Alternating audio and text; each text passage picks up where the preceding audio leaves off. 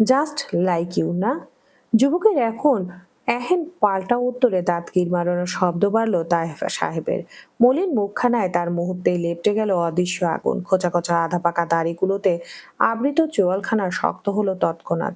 চিরবিরিয়ে কণ্ঠে ফোনের ওপাশে থাকা রূঢ় মানবকে বলে উঠলেন, বাস্টার্ড, তোমার শেষ দেখে ছাড়বো আমি। ভুলে যেও না পিপিলিকার পাখা গজায় মরিবার তরে। বাঁকা হাসলো মুগ্ধ। তার সুদর্শন মুখখানায় আচমকা লেপটে গেল একরাশ কুটিলতার ছাপ। বাঁ হাতে থাকা ফোনটা আলগোসে ঘুরিয়ে আনলো ডান হাতের মুঠোয়। অতঃপর ফোনটা ফের কানে টেকিয়ে নিজ বলিষ্ঠ দেহখানা খানিক নাড়িয়ে চাড়িয়ে কুটিল কণ্ঠে আওড়ালো, oh mom, I know that, but in my case পিপিলিকা হচ্ছেন আপনি ডিসি সাহেব, যার একটা একটা পাখা আমি রোজ একটু একটু করে কাটছি। গত 25 বছর ধরে বড্ড উড়ছেন আপনি। এবার সময় এসেছে একটু রেস্ট নেবার। চিন্তা করবেন না, আপনাকে আমি অতি শীঘ্রই কবরের নিচে রেস্টে পাঠাবো। Deal that. টিল দ্যাট, আমার কথা মনে করে প্রেশার বাড়াতে থাকুন, ওকে? থামলো মুগ্ধ। কণ্ঠে শেলের হাসি টেনে কানের উপর থেকে ফোনখানা আলগোছে নামাতে উদ্যত হলো। ঠিক তখনই ফোনের ওপাশ থেকে ভেসে এলো তায়েব সাহেবের অস্থির সন্দিগ্ধ কণ্ঠ, আমার মেয়ে কেমন আছে অধীর? থমকায় রূঢ় মানবের শক্তপোক্ত হাত। তামাকে পোড়া বাদামি ঠোঁট জোড়ায় আচানক দেখা মিলল এক চিলতে তার ছিল্লের হাসি। তার গমগমে গলার স্বর পরিবর্তন হয়ে সেথায় এবার শোনা গেল শেলের ভাবভঙ্গি। সে কেমন সময় নিয়ে গা দুলিয়ে হাসলো দেখো। হাসতে হাসতে হুট করে থেমে গিয়ে রাশভারী কণ্ঠে প্রতিউত্তর করলো, ক্ষুধার্ত হিংস্র বাঘের কাছে শিকার যেমন অবস্থায় থাকে, ঠিক তেমন অবস্থায় আছে অধীর রায়ের কাছে তার তুলতুলে শিকার মাহিয়া হোসান রয়েছে। আশা করি আপনাকে আর ভেঙে বুঝাতে হবে না। সহসা বুকের খাঁচায় লুকায়িত হৃদয়টা দুমড়ে মুচড়ে গেল তাহেফ এহসানের। মস্তিষ্ক হলো ফাঁকা। ওপাশ থেকে মুখের উপর কল কেটেছে রূঢ় মানব। ইচ্ছাকৃত বিদ্বেষে ডুবিয়েছে মধ্যবয়স্ক তাহেফ এহসানকে। এদিকে চোখ দুটো আজ বাঁধ ভেঙেছে মধ্যবয়স্কের। অতীতে করা অনাচ্ছিকৃত অপরাধের ফের কুণ্ঠিত হয়েছে তার দাম্ভিক মস্তক। বুকের জোরালো ওঠানামার গতি যেন স্পষ্ট বলে দিচ্ছে, এই বুঝি নিয়তি। নিজের করা পাপ কর্মের ভোগান্তি পোহাচ্ছে আমার সন্তান। অধীর কি কবে সত্যি বলল, আমি কি সেই সেই পিপিলিকা যার পাখা কাটছে সৌম্যাদীপ্তি দেবীর ছেলে? Russian Saint Petersburg. ভেতরের ম্লানতায় ডুবে আছে সেন্ট পিটার্সবার্গের আকাশ। গহীন জঙ্গলের মধ্যিখানে নির্মিত মনস্টার প্যারাডাইস। এ তখন এক অদ্ভুত শান্তি বিরাজমান। প্যালেসের নিচতলায় একদম কর্নারের কক্ষে ঠাঁই হয়েছে পারস্য সুন্দরী ডক্টর হায়ার। স্বাস্থ্য সচেতন সুন্দরী সদ্য ঘুম ছেড়ে উঠেছে। ঘুম ঘুম চোখে মখমলি বিছানার নরম গদি হতে শরীর নামিয়ে পা রেখেছে শীতল মেঝেতে। সুন্দরীর পরনে রয়েছে একখানা ঘিয়ে রঙা স্যাটিন কাপড়ের পাতলা নাইটি। কিওপ্লেটার ন্যায় নিখাত সৌন্দর্যের প্রতীকী বদনখানি তার যেন বড্ড আটসাট হয়ে আটতে আছে সাটিন কাপড়ের আড়ালে। মাথাভর্তি এলোমেলো ব্লন্ড হেয়ার। বেয়াদবি দেখিয়ে আছড়ে পড়ছে যুবতীর সুশ্রী গৌরবর্ণ মুখখানার উপর। অথচ যুবতীকে দেখো, সে কেমন বসে বসে ঝিমোচ্ছে। বিছানার একদম কাছ ঘেঁষে বসে থাকার দরুন তার মসৃণ পা দুটো স্থান পেয়েছে মার্বেলের তক্তকে মেঝের কোলে। শত ঘুম বিচ্ছিন্ন মস্তিষ্কের অসরতায় প্রায় মিনিট পাঁচেক একই ভঙ্গিমায় বসে রইল হায়া। ধীরে ধীরে মস্তিষ্ক সচল হতেই বদনখানি লড়ল তার। উঠে দাঁড়ালো বসা ছেড়ে। ঘুমের রেশে টলতে থাকা পা দুটোয় ভর দিয়ে যুবতী অবশেষে এসে দাঁড়ালো ড্রেসিং ভ্যানিটির বিশাল আকার গোলাকৃতি আয়নার সম্মুখে। নিভু নিভু চোখ দুটো তার ক্রমশ নিজের উন্মুক্ত করতে ব্যস্ত। তবে এর মধ্যেই হুট করে সুন্দরীর কর্ণকুহরে ভেসে এলো কারো দাম্ভিক কদমের শব্দ। শান্ত নির্জন কক্ষে বড্ড স্পষ্ট শোনাচ্ছে সে আওয়াজ। মুহূর্তে স্থির হলো হায়া। তার চোখ দুটোর পর্দা থেকে নিমিষেই কেটে গেল সকল তন্দা। যুবতী ভয়াত্ম ঢোক গিলে যেই না ঘাড় বাঁকিয়ে পিছু করবে, ঠিক তক্ষুনি একজোড়া শক্তপোক্ত হাতের মালিক তার রুক্ষ বাঁধন পেছন থেকে খপ করে আঁকড়ে ধরল সুন্দরীকে। সাথে সাথে লম্বাটে নাকখানা আলগোছে ডোবালো সুন্দরীর মসৃণ ঘাড়ে। এহেন অতর্কিত আক্রমণে ভরকায় হায়া। তড়িত বিস্ফোরিত নেত্রে দৃষ্টিপাত করলো মুখ সম্মুখের আয়নায়। পরক্ষণে আয়নার স্বচ্ছ কাছে অতি পরিচিত একখানা গম্ভীর মুখ দৃশ্যমান হতেই শান্ত হলো হায়া। বুক ফুলিয়ে একখানা স্বস্তির নিঃশ্বাস ফেলে আওড়ালো, ও অ্যালেক্স, কতবার বলেছি তোমায় এভাবে হুটহাট পেছন থেকে এসে জড়িয়ে ধরবে না। দেখলে তো আবারও ভয় পেয়ে গেলাম। ভাবলাম কে নাকে। মুখ ফসকে কথাটুকু অর্ধেক আওড়ালেও বাকিটুকু পূর্ণ করবার ফুসরত পেল না পারস্য সুন্দরী। তার আগে যুবকের শক্তপোক্ত হাতের হ্যাচকা টানে সর্বাঙ্গ সমেত ঘুরে দাঁড়ালো পেছনমুখী হয়ে। হতবাক হায়া হতচকিতের নেত্রে মুখোমুখি দাঁড়িয়ে থাকা গম্ভীর পুরুষের পানে তাকাতেই দেখলো ভুরুদয় কুঁচকে রেখেছে অ্যালেক্স। মুখখানায় তার চাপা ক্ষোভের ভাঁজ স্পষ্ট। তক্ষুনি আমতা আমতা করে হোটে হায়া, জীবের ডগায় বাক সাজানোর কার্যে মত্ত সে। এর মধ্যে গম্ভীর মুখ মানব কোনরূপ বলা কওয়া ছাড়াই নিজ রুক্ষ ঠোঁটের অশ্লেষী কায়দায় আলগোছে টেনে নিল যুবতীর তীর তীর করে কাপ্তই গোলাপি আভায় ছেয়ে থাকা অধর যুগল। থমকায় হায়া, শুকনো ফাঁকা ঢোক গিলে এক মুহূর্তে দাঁড়িয়ে রয় পাথরের মূর্তির ন্যায়। ওদিকে যুবক অস্থির, নিজ অস্তিত্বের জানান দিতে বেপরোয়া সে।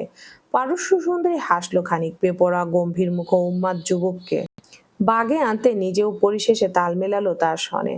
কিংকতক্ষণে গভীর উন্মত্ততায় মত্ত থেকে অবশেষে যুবতীর ওষ্ঠপুট ছাড়লো অ্যালেক্স। হাঁপাতে হাঁপাতে তক্ষুনি এক ঝটকায় মেয়েটাকে তুলে নিল পাজা কোলে। অতঃপর সিক্ত অধর কোণে দুষ্ট হাসির রেশ টেনে পা টানলো বিছানার দিকে। হায়া হাসছে, লাজুকতার ন্যায় চোখ দুটো গুটিয়ে হাসছে মানবী। তবে কাণ্ড দেখো লাজুকতার, সে হাসির স্থায়িত্ব ছিল ক্ষণিকের। বিছানার দ্বারে এসে পৌঁছাতে আচমকা তাকে মখমলি বিছানার কোলে ছুঁড়ে ফেললো অ্যালেক্স। এহেন আতর্কিত কাণ্ডে ভরকায় হায়া। বিচক্ষণে মস্তিষ্ক আগাম কিছু টের পেয়ে তড়িঘড়ি করে সজাগ হলো যেন। অ্যালেক্সের মানে হতচকিত দৃষ্টিতে তাকিয়ে থেকে মেয়েটা কেমন হতবাক কণ্ঠে বলে ওঠে, কি করতে চাইছো তুমি অ্যালেক্স? আজ এসব নয় please, I'm on my day. নির্দয় পাষণ্ড পুরুষ থোড়াই শুনল সুন্দরী সে বাক্য। সে কেমন নিজ উদ্যোগে এগিয়ে আসছে ভয়াত্ম রমণীর পানে, দুহাতে নীরবে খুলছে শার্টের বোতামগুলো। হায়া ভরকায় ভীতসন্ত ভঙ্গিতে পেছাতে লাগলো একটু একটু করে। অ্যালেক্স বাঁকা হাসলো তা দেখে। তক্ষুনি বিছানায় ভর দিয়ে ভয়াত্ম রমণীর দুপা ধরে টেনে নিয়ে এলো নিজের কাছে। হায়া কাঁদছে এবার, দুহাত জোর করে অনুনয় জুড়ে বলে ওঠে, তুমি যখন যা বলো, যেভাবে বলো আমি তাই করি অ্যালেক্স, তবে প্লিজ আজকে আমাকে রেহাই দাও, আমি অসুস্থ।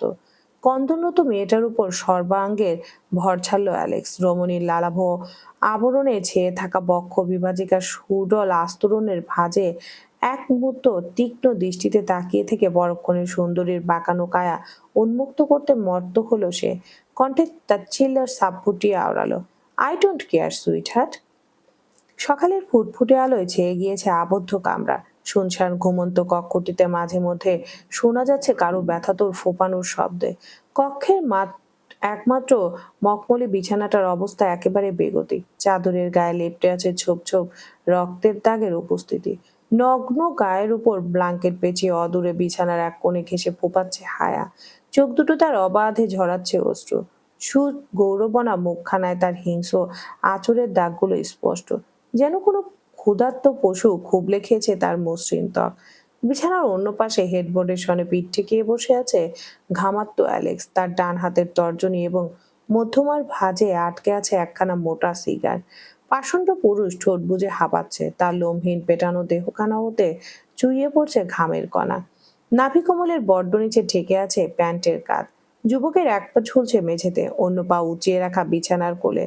সিগারের শেষ ভাগ লম্বা এক টান বসিয়ে যুবক কেমন গমগমে গলায় বলল, দুপুরের দিকে প্যালেসের সকল মেয়েদের নিয়ে ছাদে যাবে সুইটহার্ট, সঙ্গে নতুন মেয়েটাকেও নিবে। তারপর যেভাবেই হোক বক্সে গান বাজিয়ে ওকে বাধ্য করবে নাচাতে। সহসা থমকায় হায়া, কান্না ভুলে হতবাক চোখে তাকিয়ে রইল কেমন। শুকনো ফাঁকা ঢোক গিলে বিস্ময়াহত কণ্ঠে অস্পষ্টতা আওড়ালো, কিন্তু কিন্তু প্যালেসে তো গান বাজানো অথবা নাচা নিষিদ্ধ। মনস্টার জানলে মৃত্যু নিশ্চিত অ্যালেক্স। তৎক্ষণাৎ কুটিল হাসলো অ্যালেক্স। বদ্ধ চোখ দুটোর পর্দা সরিয়ে ঘাড় কাত করে তাকালো মেয়েটার বিস্মিত মুখপানে। রয়ে সয়ে রহস্যময় বাঁকা কণ্ঠে শুধালো, আমি তো তাই চাই ডার্লিং, যেভাবেই হোক গুডগালের মতো কাজটা করে ফেলবে, ওকে? বলেই একলাপে বিছানা থেকে নেমে আসে অ্যালেক্স। হাতে থাকা সিগারটা ঠোঁটের ফাঁকে গুজে রেখে গটগটিয়ে পা বাড়ালো দরজার পানে। ঠিক তখনই পেছন থেকে ভেসে এলো হায়ার নির্মল পরিশুদ্ধ কণ্ঠ, আমাকে বিয়ে করবে কবে অ্যালেক্স? থামলো যুবকের ব্যস্ত পদযুগল। অলক্ষ্যে ঠোঁটের কোণে অদ্ভুত ভাবে ফুটে উঠলো এক চিলতে তার ছিল্লের হাসি। যুবক প্রতি উত্তরে কিছু না বলে গটগটিয়ে চলে গেল ঘর ছেড়ে। এদিকে তার যাওয়ার পথে ছলছল চোখে তাকিয়ে রইল হায়া। মিনিট খানেক যেতে না যেতেই বাঁধ ভাঙা কান্নায় লুটিয়ে পড়ে নিজ মুখটা ঢেকে নিল দুহাতের ভাঁজে। মোটা কণ্ঠে বিড়বিড় করে বলল, তোমাকে ভালোবাসাটা আমার এক জীবনের সবচেয়ে বড় ভুল ছিল, অ্যালেক্স। সাউথ কোরিয়া, জিজু আইল্যান্ড। বালুময় পাড়ের কোল ছুঁয়ে দিচ্ছে নীলাভ সমুদ্রের উত্তাল ঢেউ। ঢেউয়ের গর্জনে মুখরিত চারপাশ। ব্যস্ত পর্যটনময় আইল্যান্ডের চারপাশে গড়ে উঠেছে রিসর্ট সহ ধনীদের ব্যক্তিগত বাগান বাড়ি। তন্মধ্যে সবচেয়ে বিখ্যাত বাগান বাড়ি হিসেবে পরিচিত পাওয়া ডুপ্লেক্স বাড়িটার নাম হচ্ছে হোয়াইট ভিলা। সাউথ কোরিয়ার অন্যতম ড্রাগ ডিলার লিউ ইয়াং এর বাড়ি বলে কথা। প্রায়শই পর্যটকরা দূর থেকে অবলোকন করে যান বাড়িটি। হোয়াইট ভিলার টপ ফ্লোর, সম্পূর্ণ ফ্লোর জুড়ে সুইমিং পুল, মাথার উপর ছাদ নেই, অদূরে দৃষ্টিপাত করলে সমুদ্রের নীলাভ কোল স্পষ্ট। চক্ষুগোচর হবে যে কারো। উত্তপ্ত গরমে সুইমিং পুলের শীতল পানির নিচে গা ডুবিয়ে সাঁতরাচ্ছেন লিও। তার সঙ্গী হিসেবে এক ঝাঁক নট্য রমণী উপস্থিত সেটায়। মধ্যবয়স্কের প্রতি বড্ড নিবেদিত তারা। মানব যখন নিজ খুশিতে মত্ত, ঠিক তখনই টপ ফ্লোরের মুখ্য দরজা দিয়ে হনহনিয়ে ছুটে এলো এক ঝাঁক সতস্ত নিরাপত্তা রক্ষী। তারা এসে কেমন বন্দুক উচালো লিও এর পানে। এহেন আতর্কিত কাণ্ডে ভরকায় লিও সহ তার নিবেদিতরা। কেউ কেউ ভয়ার্ত আবহে চেঁচাচ্ছে ভীষণ। লিও কেমন ঢোক গিলে কণ্ঠ উচালো, ভয়ার্ত কণ্ঠে ডাক পড়লো, গার্ডস। শোনেনি কেউ? শুনলে নিশ্চয়ই মানবের ডাক অগ্রাহ্য করার ক্ষমতা হতো না কারো। লিও কাঁপছেন এবার। ভয়ে আমতা আমতা করে রক্ষীদের জিজ্ঞেস করলেন, কে তোমরা? আমার বাড়িতে ঢুকলে কি করে? প্রত্যুত্তরে কারো মুখে রা নেই তেমন। সকলের বন্দুকের নল হয়েছে আরো তীক্ষ্ণ। এর মাঝে হুট করে সম্মুখের গার্ডরা ভাগ হলেন দুপাশে। লিও অবাক হলেন, হতবাক নেত্রে সম্মুখে তাকাতেই দেখলেন সাফেদ রঙা দামি স্যুটবুট পরিহিত এক বলিষ্ঠ পুরুষ এগিয়ে আসছে সগৌরবে। তার মাথার উপর একখানা সফেদ রঙা গোলাকার টুপি। মাথাটা নুইয়ে থাকার দরুন যুবকের মুখখানা স্পষ্ট নয়। মিনিট দুয়েক পার হতে বিশিষ্ট পুরুষের পায়ের গতিতে রুখ পড়ল। সে কদম থামালো সুইমিং পুলের একদম সন্নিকটে। অতঃপর ধীরে ধীরে নিজ নিজ নুইয়ে রাখা ঘাড়টা সামান্য উঁচিয়ে ডান হাতে আলগোছে মাথার উপর থেকে টুপিখানা নামিয়ে দৃশ্যমান করলো নিজেকে। লিউ কেমন ভুরু কুচকায় অপরিচিতকে দেখে। বিভ্রমে ডুবে আছে তার ঘোলাটে চোখ দুটো। ওদিকে যুবক তীক্ষ্ণ হাসলেন। টুপিটা আলতো করে পেটের ধারে ঠেকিয়ে নিজের ইন্ট্রো দেওয়ার কায়দায় বলতে লাগলেন, hello bastard, let me introducing myself. I am Edwin Wilson, the right hand of the great রুশদিকিন। নাম তো শোনা হি হোগা। রুশদিকিন নামটুকু কর্ণকোহরে ছেদ অতিক্রম করতে সর্বাঙ্গে ঝংকার দিয়ে উঠল লিউয়ের। অসরতায় ডুব দিল মস্তিষ্ক। শীতল পানির নিচে গা ডুবিয়ে রেখেও খরা নামলো মানবের কণ্ঠায়। চোখ দুটো হয়েছে বিস্ফোরিত। লিও তক্ষুনি সাঁতরে উঠে গেল পুলের অন্য পাশে। অতঃপর সকলের সম্মুখে পান ভরে ছুট লাগালো ডেস্ক ডোরের দিকে। অথচ তার অমন চলে যাওয়া দেখেও স্থির অ্যাডউইন। বাঁকা চোখে তাকিয়ে আছে কেবল। রুক্ষ দাঁতের চাপায় রুষ্টতার সাথে নিজ নিম্নাংশের ঠোঁটখানা খানিক পিষ্ট করে শেলের কণ্ঠে বলল, পানের ভয়ে শেষে কিনা নিজেই জমের কাছে দৌড়াচ্ছে। Not bad. পানপনে দৌড়াচ্ছে লিও। থামাথামির নাম নেই আজ। তার পায়ের গতি মাত্রই অতিক্রম করলো বাড়ির সদর চৌকাঠ। সম্মুখের ওয়াকওয়ে দিয়ে ছুটছে সে। বরাবর বারবার ঘাড় বাঁকিয়ে তাকাচ্ছে পেছনে। খেয়াল করছে সশস্ত্র রক্ষীরা আসছে কিনা। মানব যখন অন্যত্র তাকিয়ে দৌড়াতে মশগুল, ঠিক তখনই একখানা লাম্বারগিনি এসে আচমকা ঠুকে বসলো মানবের পায়ের হাড়। সহসা ছিটকে পড়লো লিও। ছটকে গিয়ে তার কোমর ঠেকলো কংক্রিটের জমিনে। মুহূর্তেই কোমরের ব্যথায় চিৎকার দিয়ে ওঠে বেচারা লিও। এক হাতে কোমর ডলতে ডলতে আটকা দৃষ্টি তাক করলো সম্মুখের অপরিচিত এক গাড়ি। তাও ঢুকছে তার ব্যক্তিগত বাড়িতে। এ নিয়ে চিন্তায় মুদেছে লিও। কপাল গুছিয়ে খ্যাক খ্যাক করে গাড়ির মালিককে জিজ্ঞেস করলো, কে আপনি? আমার বাড়িতে কি করছেন? তৎক্ষণাৎ জবাব আসেনি গাড়ির ভেতর থেকে। তবে মিনিট দুয়েক পেরোতে গাড়ির ড্রাইভার কেমন হন্তদন্ত পায়ে বেরিয়ে এলেন ভেতর থেকে। ভীষণ বাধ্যতায় ঘাড় নুইয়ে আলগোছে খুলে দিলেন ব্যাক সিটের দরজা। তক্ষুনি দেখা মিলল এক দাম্ভিক পুরুষের। গায়ে তার বিদঘুটে কালো রঙা ওভারকোট। ভেতরে কালো রঙা শার্টের বেশ কটা বোতাম হা করে খুলে রাখা। ফলাফল স্বরূপ উন্মুক্ত হয়েছে রুডো মানবের লোমহীন পেটানো পক্ষ। মানবের গলায় ঝুলছে একখানা তীক্ষ্ণ প্রতীকী লকেট। মাথার উপর ভর করেছে গোলাকার ফেডোরো টুপি। মুখ ঢাকা কালো রঙা মাস্কে। যুবক ডান হাতের বৃদ্ধা এবং তর্জনীর চাপায় জ্বলন্ত সিগার বুট পরিহিত শক্ত দাম্ভিক পদযুগল সগৌরবে বেরিয়ে এলো গাড়ি থেকে। হতবাক লিও কেমন হা করে তাকিয়ে আছে দেখো। অপরিচিত মানবের পানে এক দৃষ্টিতে তাকিয়ে থেকে হতভম্বতায় জিজ্ঞেস করে বসলো, ক কে? মাস্কের আড়ালে লুকিয়ে থাকা বাদামি ঠোঁট জোড়া বাঁকা হাসলো বোধ হয়।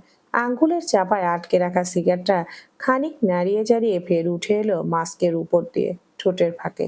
সেটাই একটান বসিয়ে রুঢো মানব কেমন দাম্ভিক স্বরে আওড়ালো, your daddy is home, welcome করবি না? ভরকায় লিও, আজকে তার ভরকানোর দিন। মানবের হতবিহব্বল চোখ দুটো সামনে তাকিয়েছে বোকার ন্যায়। ওদিকে ততক্ষণে অ্যাডউইন সহ বাকিরা এসে হাজির। ঘাড় নুইয়ে দাম্ভিক পুরুষকে কুর্নিশ জানিয়ে সকলে একযোগে বলে উঠল, হ্যালো মনস্টার। তক্ষুনি কেঁপে উঠল লিও। চক্ষু ছানা বড় হয়ে ছুঁয়ে নিল তার ললাট, বিস্ময়ে দূরত্ব বাড়ল ঠোঁটের ফাঁকে। হতভম্ব বেচারা ভুলেই গেল চোখ নোয়ানোর কথা। রুড রূঢ় মানব ঘাড় কাত করে দেখল তা। তৎক্ষণাৎ গম্ভীর মুখে আদেশ ছুড়ল, ওকে বেঁধে রাখ ওর বাড়িতে। হুকুম তামিলে মত্ত হলো অ্যাডউইন। সহসা এগিয়ে এসে শক্ত থাবায় আঁকড়ে ধরল লিওর মাথার তালু চুল। অতঃপর বেচারাকে সেভাবে টানতে নিয়ে গেল বাড়ি অবধি। লিও কাঁদছে, শত অনুনয় জুড়ে নিজেকে ছাড়াতে বলছে, কিন্তু বালাই সার, সে কাদা কি আর কাজে দেয়? অবশেষে মিনিট পাঁচেকের মধ্যে বেচারার মুখে কষ্টে হাত পা দুটো পিছমোড়া করে বেঁধে রাখা সম্পূর্ণ হলো। কাজ শেষে চলে গেল অ্যাডউইন। বাইরে থেকে মোটাসোটা পাইপ লাইন দিয়ে কি সব উটকো গন্ধযুক্ত তরল ছিটাচ্ছে বাকিরা। আবদ্ধ লিও তৎক্ষণাৎ বুঝিনি এ তরলের আসলে কি। তবে মুহূর্ত ব্যয় তার টনক নড়ল বুঝে গেল এ তরল আসলে পেট্রোল। উচ্চমাত্রার দাহ তরলে গোসল সেরেছে লিওয়ের বাগান বাড়ি। বাড়ির সদর দরজার সম্মুখে শটান ভাবে দাঁড়িয়ে আছে মনস্টার, ফুঁকছে 5 নম্বর সিগার। দরজার ওপারে বসে আছে লিও, তরপাচ্ছে পান ভয়ে। মনস্টার দেখলো সব, তবুও নির্দয় মানবের চোখের পলকে ঠোঁটের ফাঁকে জ্বলতে থাকা সিগারটা এক টোকায় ছুঁড়ে ফেললো তরলের লেপ্টে থাকা বাড়িতে। মুহূর্তে দাউ দাউ করে জ্বলে উঠল হিংস্র দাবানল। আবদ্ধ কণ্ঠে ব্যাপক গোঙানির শব্দে ভারী হলো চারপাশ। মনস্টার নির্বিকার, পকেট হাতড়ে আরেকখানা সিগার তুলে ঠোঁটের ফাঁকে বসিয়েছে সে। লাইটার বের করে যেই না সিগারের শেষ ভাগে আগুন ধরাবে অমনি কানের ফাঁকে গুজে রাখা এয়ারপোর্টের শব্দ হলো রূঢ় মানবের। কেউ একজন ওপাশ থেকে অস্থির কণ্ঠে বলল, মনস্টার ম্যাম ছাদ থেকে পড়ে গিয়ে ব্যথা পেয়েছে। থমকায় মুগ্ধ, থমকায় তার লাইটার ধরে রাখা হাত। লাইটারের আগুনটুকু বাতাসের ঝাপটায় দোল খেতে খেতে অবশেষে নিভে গেল এক পর্যায়ে। আর অমনি ধপ করে জ্বলে উঠল রূঢ় মানবের অস্তিত্ব। অন্তর অন্তরটা মুচড়ে উঠল অজানা কারণে। যুবক কেমন অস্থির হয়ে তক্ষুনি পা ঘুরালো উল্টো পথে। গটগটিয়ে এগোতে এগোতে হুঙ্কার ছুড়ে বলল, অ্যাডউইন, জেট রেডি কর, প্যালেসে যাব। আকাশ থেকে পড়লো অ্যাডউইন। তড়িঘড়ি করে এগিয়ে এসে তাল মেলালো মনস্টারের দ্রুত পদের সঙ্গে। কণ্ঠে ভরকানো ভাব লেপটে আপলালো, কিন্তু মনস্টার, এখনো 200 মিলিয়ন পাউন্ডসের ডিল। জাস্ট ফাক অফ এভরিথিং। বিকেল হবার জোগাড়। খোলা আকাশের নিচে কতগুলো পানুচ্ছল পান বসে আছে গোলাকার ভঙ্গিতে। মধ্যকার ফাঁকা অংশে ঘুরছে একখানা কাচের বোতল। খেলা হচ্ছে ট্রুথ অ্যান্ড ডেয়ার। সবসময় নিজেকে গুটিয়ে রাখা শব্দদোষী আজ বড্ড হাস্য উজ্জ্বল। এখানে আসার পর আজ প্রথমবার সকলের সঙ্গে মিশবার সুযোগ হলো তার। মেয়েগুলো বড্ড মিশুকে, কি সুন্দর মিশছে মেয়েটার সাথে। অথচ পুরুষ মেয়েটা আসেইনি ছাদে। যদিও বা প্রথম প্রথম ডাক্তার হায়ার উদ্যোগে সবাই রাজি হয়েছিল একজোটে টাইম স্পেন্ড করবে, তবে পরক্ষণে যখন জানলো নতুন মেয়েটাও তাদের সাথে থাকবে, অমনি লেজ গুটিয়ে পাগার পার সব। হায়া অবশ্য জোর করেনি ওদের। একখানা বিশালকার গান বাজানোর বক্স নিয়ে উঠে এসেছে ছাদে। মিলাজ বড্ড গম্ভীর, তার শাঙ্কিত দৃষ্টি অদূরে বসে থাকা হায়ার পানে নিবদ্ধ। মেয়েটা কেমন ঘেঁষাঘুষি করছে মাহির সঙ্গে। মিলা ভাবুক হয়েছে বেশ। বিচক্ষণ মস্তিষ্কে বাজছে, হায়া আজ এত সুইট বিহেভ করছে কেন? যে মেয়ে আগ বাড়িয়ে কারোর সাথে কথা অব্দি বলে না, সে কিনা মুনলাইটের সঙ্গে নিজে থেকে খাতির জমাচ্ছে। এর পিছনে কোনো কারণ নেই তো? মিলার ভাবুক ভাবখানা বেশিক্ষণ স্থায়ী হলো না। তার আগে বোতলের নল এসে ঠেকলো তার দিকে। আর অমনি পাশ থেকে হৈ হৈ করে উঠল সবাই। মিলা ভরকায়, হতচকিত দৃষ্টিতে বোতলের পানে তাকাতেই বিরক্তিতে কুঁচকে যায় তার নাক মুখ। সম্মুখ থেকে হায়া তখন তড়িঘড়ি করে বসা ছেড়ে উঠে দাঁড়িয়ে বলে ওঠে, ইয়ে, এবার তোমার পালা মিয়া। এখন জলদি বলো, তুমি ট্রুথ নিবে নাকি ডেয়ার? কপাল গুছালো মিলা, নাখোশ ভঙ্গিতে জবাবে বলল ডিয়ার। অলক্ষে বাঁকা হাসলো পারস্য সুন্দরী। তক্ষুনি কুটিল বুদ্ধিমত্তা কাজে লাগিয়ে বলে বসলো, তাহলে এক্ষুনি আমাদের সবার জন্য পাস্তা রেঁধে নিয়ে এসো। সহসা ভুরু গোটা মিলা তিতি বিরক্তি মেজাজে বলে ওঠে, অন্য কিছু বলো। নাসরবান্দা পারস্য সুন্দরী অত সহজে হার মানার পাত্রী নয় সে। তৎক্ষণাৎ নিজ স্থানে বসে মাহিকে শুনিয়ে শুনিয়ে ভাব নিয়ে গাল ফুলিয়ে বলে, তাহলে আর কি করার, মানতে না চাইলে খেলা বাদ দিতে হবে। এহেন কথায় তক্ষণি নড়ে চড়ে উঠল মাহি। বোকা মানবী হায়ার হয়ে মিলার নিকট প্রস্তাবিত কণ্ঠে বলে ওঠে, যাও না মিলা, তুমি তো ভালো রান্না পারো, আশা করি তোমার খুব একটা সমস্যা হবে না। কথাটুকু পূর্ণ হবার সঙ্গে সঙ্গে পাশ থেকে আরেক মেয়েট কেমন সউদ্যোগে বলে ওঠে, চলো মিলা, আমিও তোমাকে হেল্প করব। সকালে রেহেন জোরাজুরিতে অবশেষে বাধ্য হয়ে রাখতে যেতে সায় জানালো মিলা। নাখোশ ভঙ্গিতে গটগট পায়ে চলে গেল ছাদ থেকে। সে যেতেই ফের বোতলের ঘূর্ণন বসালো হায়া। প্রতিটি মানুষের মন আবারও বাড়লো উদ্বেগ। তবে এবার বোতলের নল এসে ঠেকলো মাহির পানে। অমনি খুশিতে আত্মহারা হায়া। ভীত মাহি কেমন গুটিয়ে বসলো। চশমা পরা মায়াবী চোখ দুটো আড়াল হলো সকলের অলক্ষ্যে। হায়া কেমন অস্থির কণ্ঠে জিজ্ঞেস করলো, কি নিবে বলো, ট্রুথ অর ডেয়ার? কিছুক্ষণ সময় নিল সপ্তদশী। দাঁতের রুষ্ট স্পর্শে ঠোঁট ছুঁয়েছে, ভাবলো কিন কতক্ষণ, পরিশেষে জানালো ডেয়ার। বাঁকা হাসলো হায়া। আচমকা মাহিকে ডেয়ার দিয়ে বলল, ওকে দেন, আমাদের সবাইকে নিচে দেখাও। উহুম, তুমি না বললে কিন্তু হবে না, যেমন পারো নাচতে হবে। এহেন কথায় বিপাকে পড়ল মাহি। ইতস্ততায় ছেয়ে গেল লাজুকলতার সর্বাঙ্গ। চিবুক নামালো গলার কাছে। মেয়েটাকে কেমন মিনমিন স্বরে বলল, আমি আসলে তেমন ভালো নাচতে পারি না। মুচকি হাসলো হায়া। আলতো করে সপ্তদশী কাঁধ চাপড়ে বলল, যতটুকু পারো নাচো, নাচলে মন ভালো হয় জানো তো। সহজের দৃষ্টি উঠে মাহি সন্দিগ্ধতায় ডুবে থাকে। আমতা আমতা করে বলে, কিন্তু গান ছাড়া নাচবো কিভাবে?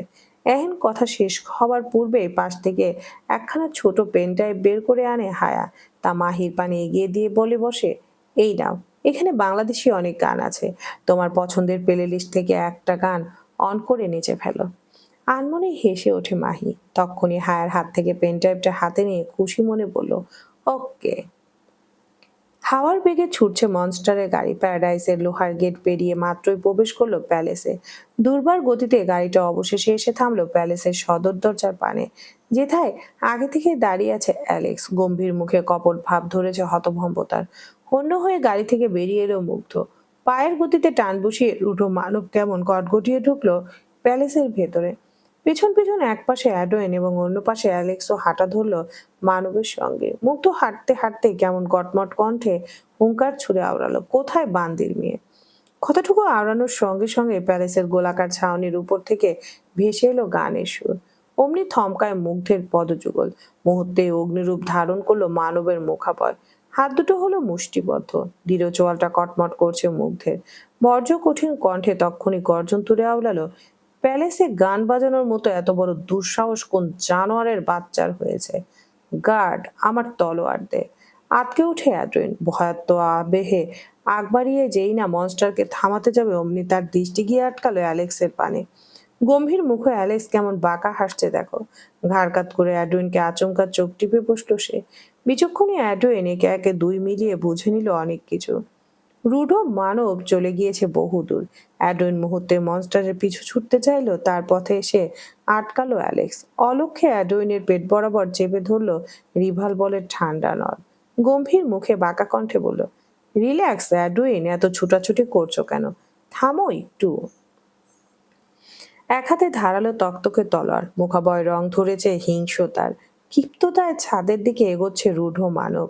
তার ব্যস্ত পদযুগল ছাদের চৌকাঠে পা রাখতেই তার ক্ষুব্ধ দৃষ্টি গিয়ে আটকালো অদূরে নিত্যরত সপ্তদর্শীর পানে।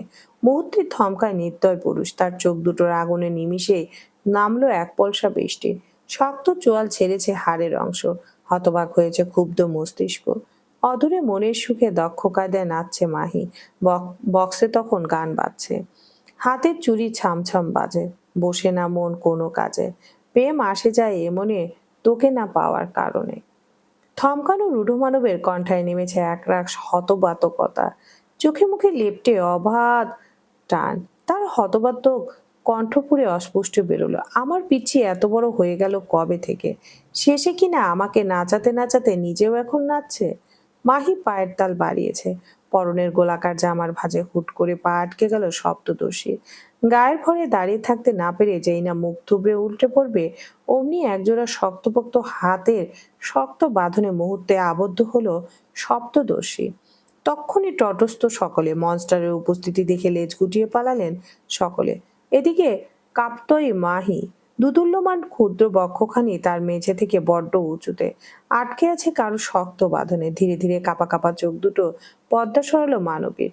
ঘাড়ের মাংসশোল পেশি কুঁচকে মাথা উঁচু করে তাকালো সম্মুখে, আর অমনি তার মায়াবী চোখ দুটো ডুব দিল সম্মুখে দাঁড়িয়ে থাকা পাহাড় সম মানুষটার বাদামি চোখ দুটোর মাঝে। মুহূর্তে আকাশ থেকে পড়লো মাহি, শুকনো জীবের ডগা খানিক নাড়িয়ে চাড়িয়ে যে না কিছু আওড়াবে তার আগেই শোনা গেল রূঢ় মানবের বাজখাই কণ্ঠ। যখন তখন উড়ে এসে আমার গায়ে পড়িস কেন বান্দির মেয়ে? হ্যান্ডসাম ছেলে দেখলে কাবু থাকে না নিজের উপর, তাই না? হতভম্ব তার আকাশ ভেঙে পড়লো মেয়েটার উপর, কণ্ঠে নামলো চাপা ক্ষোভ। সে কেমন তির্তির মেজাজে বলল, আমি আবার কখন আপনার গায়ে পড়লাম? আপনি তো নিজেই এগিয়ে এসে ধরলেন আমায়। রূঢ় মানব জল শক্ত করলো এবার, দাঁত কিরমির করে ফের ধমকের গলায় শুধালো, তা না হলে কি করতাম বান্দির মেয়ে? যেভাবে বাঁদরের মতো লাফাচ্ছিলে, এক্ষুনি না ধরলে নির্ঘাত পড়ে গিয়ে হাত পা ভাঙলে ভাঙতাম, তাতে আপনার কি? মেয়েটার এখন পাল্টা উত্তরে রাগ বাড়লো মানবের। তিতি বিরক্তিতয় ছেয়ে গেল মুখ, কণ্ঠের তেজলে ফের আওড়ালো, মুখে দেখছি খই ফুটে। আমার গায়ে পড়ে আমাকে প্রশ্ন করা হচ্ছে? চাল নাম আমার গা থেকে। নাক ফোলায় মাহি, মুখটা অন্যত্র ঘুরিয়ে নিয়ে তেজ দেখিয়ে বলল, আপনি ছাড়লেই তবেই না নামতাম, আগে গা থেকে হাত সরান। এ পর্যায়ে বাঁকা হাসলো মুগ্ধ। যুবকের মাথায় চাপলো এক অদ্ভুত দুষ্ট বুদ্ধি। সে কেমন চট করে জোর বাড়ালো হাতের, রুক্ষ আঙ্গুলগুলো দাবিয়ে দিল সপ্তদশীর কোমল বাঁকানো কোমরে। মুহূর্তে ঝংকার দিয়ে উঠে মাহির সর্বাঙ্গ। মেয়েটা পোঁচড়াতে লাগলো ভীষণ, কণ্ঠে বিরক্তির ভাঁজ ফেলে বলল, আপনি কিন্তু এখন বেশি বেশি করছেন বেস্ট। ঠোঁটের কোণে বাঁকা হাসুর রেশ পারল মুগ্ধের, আঙ্গুলগুলো হয়ে উঠল বেপরোয়া। যুবক কেমন আলগোছে মাহির মুখ নামিয়ে আনলো মেয়েটার মুখের উপর। যুবক কেমন আলগোছে মুখ নামিয়ে আনলো মেয়েটার মুখের উপর। সেথায় আলতো করে ফু দিয়ে দুষ্টু কণ্ঠে বলল, ওহ কাম অন বিউটি, আমি এখনো কিছুই করা শুরু করিনি। গলায় শুষ্কতা নামলো মাহির, গায়ে নামলো অসরতা। সে কাঁপা কাঁপা কণ্ঠে আবারও বলল, আপনি হাত নামান আমার গা থেকে। যুবক এবার আরেকটু বাড়লো, ধীরে ধীরে নাক ডোবালো মাহির নরম মসৃণ গালে। সে তাই শান্তভাবে পড়ে থাকায় বলল, খারাপ লাগছে? অসহ্য লাগছে। মাহির এমন ঝাঁঝালো কণ্ঠে হাসলো মুগ্ধ। মেয়েটার গালে নাক ঘষে বলল, হু দা ফাক কেয়ার্স অ্যাবাউট দ্যাট? দম আটকে গেল মাহির, শুকনো হলো কণ্ঠা। মেয়েটা কেমন তেজ দেখিয়ে ফের বলল, ইয়া আল্লাহ, কবে আপনার কাছ থেকে একটু শান্তি পাবো আমি? বাঁকা হাসলো রূঢ় মানব। মেয়েটার গাল থেকে নাক সরিয়ে তাকালো মুখপানে, চোখ দুটো ক্ষুদ্র ক্ষুদ্র করে নিয়ে ছেলে সাত্ত্বক কণ্ঠে বলল, যার মাথার উপর আমি নামক আস্ত একটা অশান্তি ঘুরপাক খাচ্ছে, তার আবার শান্তি? আকাইদের বাইরে কথাবার্তা কেন বলছিস? অকাদের বাইরে কথাবার্তা কেন বলছিস বান্তির মেয়ে? নাক ফোলায় মাহি, মুখ ঝামটি দিয়ে বলে, অসহ্য। আপনি আমায় কবে মুক্তি দিবেন বলুন তো? পরপারে ফের দেখা না হওয়া অবধি এই আমি নামক অভিশাপের কাছ থেকে তোর কোনো মুক্তি নেই পিচ্চি। চলবে।